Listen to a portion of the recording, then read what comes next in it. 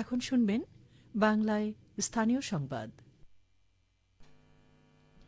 আসসালামু আলাইকুম। বাংলাদেশ বেতার রাজশাহী স্থানীয় সংবাদ পড়ছি ফারজানা মিম চৌধুরী। জাতীয় সংসদ নির্বাচন নিয়ে কোনো শঙ্কার কারণ নেই বলে জানিয়েছেন আইন বিচার ও সংসদ বিষয়ক উপদেষ্টা আসিফ নজরুল। আজ সকালে রাজশাহীর চিফ জুডিশিয়াল ম্যাজিস্ট্রেট আদালত ভবনের লিগ্যাল এইড অফিসে বিচারকদের সঙ্গে মতবিনিময় শেষে সাংবাদিকদের প্রশ্নের জবাবে তিনি এ কথা বলেন। এ সময় তিনি আরও বলেন, সরকার ফেব্রুয়ারির প্রথমার্ধে নির্বাচন আয়োজনের ব্যাপারে বদ্ধপরিকর। নির্বাচন বিলম্বিত করার কোনো ইস্যু নেই। উৎসবমুখর পরিবেশে ভোট আয়োজনের জন্য যা যা দরকার তা করা হবে।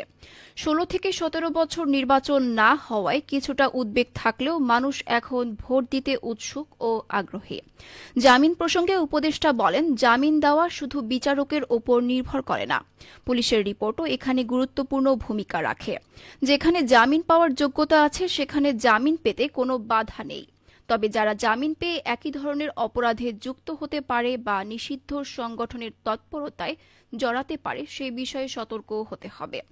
তিনি জানান, বিচার ব্যবস্থার সংস্কারে সরকার নানা উদ্যোগ নিচ্ছে। একজন বিচারকের জায়গায় ৩ জন বিচারক নিয়োগের পরিকল্পনা নেওয়া হয়েছে, যাতে আদালতের মামলার চাপ কমে। এসব উদ্যোগের সুফল জনগণ অচিরেই পাবে। রাজশাহী জেলা আইনশৃঙ্খলা কমিটির সভা অনুষ্ঠিত হয়েছে। আজ সকালে জেলা প্রশাসনের সম্মেলন কক্ষে আয়োজিত সভায় সভাপতিত্ব করেন জেলা প্রশাসক আফিয়া আক্তার। এ সময় উপস্থিত ছিলেন রাজশাহীর ৯টি উপজেলার ইউএনও, আইন শৃঙ্খলা বাহিনীর প্রতিনিধি সহ জেলা আইনশৃঙ্খলা কমিটির সদস্যবৃন্দ। সভায় রাজশাহী জেলার বর্তমান আইনশৃঙ্খলা পরিস্থিতি নিয়ে আলোচনা করা হয়। তুলে ধরা হয় বিভিন্ন থানা ও আদালতে হওয়া মামলার চিত্র। এ সময় মাদক ও বাল্যবিবাহ নির্মূল সহ অপরাধ দমনে স্থানীয় প্রশাসনের নেয়া পদক্ষেপ সম্পর্কে বিশদ আলোচনা হয়। সভায় আইনশৃঙ্খলা কমিটির সদস্যরা তাদের মূল্যবান মতামত তুলে ধরেন। জেলা প্রশাসক আফিয়া আক্তার জানান, জেলার সকল দপ্তরের সমন্বয়ে আইনশৃঙ্খলা পরিস্থিতি স্বাভাবিক রাখতে সর্বোচ্চ ব্যবস্থা গ্রহণ করা হয়েছে।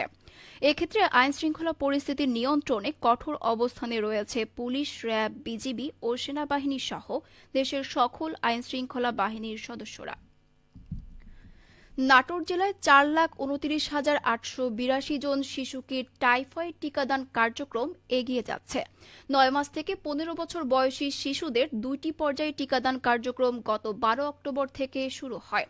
নির্ধারিত বয়সী শিশুদের মধ্যে ১,৫৮৮টি শিক্ষা প্রতিষ্ঠানের ২,৯৯,৩৪১ জন শিক্ষার্থীকে ১২ অক্টোবর থেকে ৩০ অক্টোবর পর্যন্ত এবং কমিউনিটিতে জেলার ১,৭৫২টি টিকাদান কেন্দ্রে আরও ১,৩০,৫৪১ জন শিশুকে ১ নভেম্বর থেকে ১৩ নভেম্বর পর্যন্ত টিকা প্রদান পরিকল্পনা প্রণয়ন করা হয়। ইতোমধ্যে স্কুল পর্যায়ে ২,৮৬,২৪৮ জন শিক্ষার্থীকে এবং কমিউনিটি পর্যায়ে ৫৬,০৮৯ জন শিশুকে টিকাদানের আওতায় আনা হয়েছে। উভয় পর্যায়ে মোট টিকাদানের আওতায় এসেছে ৩,৪২,৩৩৭ জন শিশু। সিভিল সার্জন ডা মোহাম্মদ মুক্তাদির আরেফিন জানান, লক্ষ্যমাত্রার সকল শিশুকে টিকাদানের আওতায় নিয়ে আসতে কার্যকর সকল পদক্ষেপ গ্রহণ করা হয়েছে। উন্নত জাতের ধান উৎপাদনের জন্য রাজশাহীর সুখ্যাতি রয়েছে। এই জেলার অধিকাংশ কৃষক ধান উৎপাদনের সাথে জড়িত।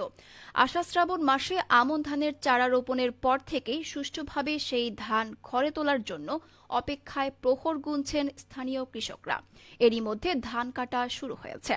স্থানীয় কৃষকরা জানান, এবার বৃষ্টি তুলনামূলকভাবে বেশি হওয়ায় সেচ সহ আনুষঙ্গিক খরচ কম হয়েছে। প্রতি বিঘা জমিতে আমন উৎপাদনে কৃষকের খরচ হয়েছে প্রায় ৮,০০০ টাকা। প্রতি বিঘায় ১৬ থেকে ৮০ মণ ধান উৎপাদন হয়।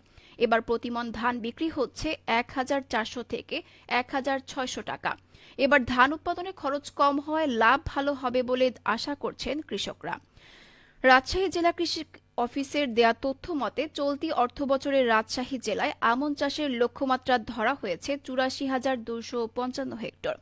আবহাওয়া অনুকূলে থাকায় আশা করা যাচ্ছে এবার লক্ষ্যমাত্রার চেয়ে বেশি উৎপাদন হবে। রাজশাহী জেলা কৃষি সম্প্রসারণ অধিদপ্তরের উপপরিচালক মোহাম্মদ নাসির উদ্দিন জানান, কৃষকদের সব ধরনের পরামর্শ দিয়ে পাশে রয়েছে কৃষি সম্প্রসারণ অধিদপ্তর। সবশেষে আবহাওয়া। আজ দুপুর 12টায় রাজশাহীতে তাপমাত্রা ছিল 28.6 ডিগ্রি সেলসিয়াস। এ সময় বাতাসে আপেক্ষিক আর্দ্রতার পরিমাণ 50%। রাজশাহী ও পার্শ্ববর্তী এলাকায় আজ সূর্যাস্ত সন্ধে 5টা 20 মিনিটে। সংবাদ শেষ হলো। আমাদের পরবর্তী সংবাদ দুপুর 2টা 5 মিনিটে।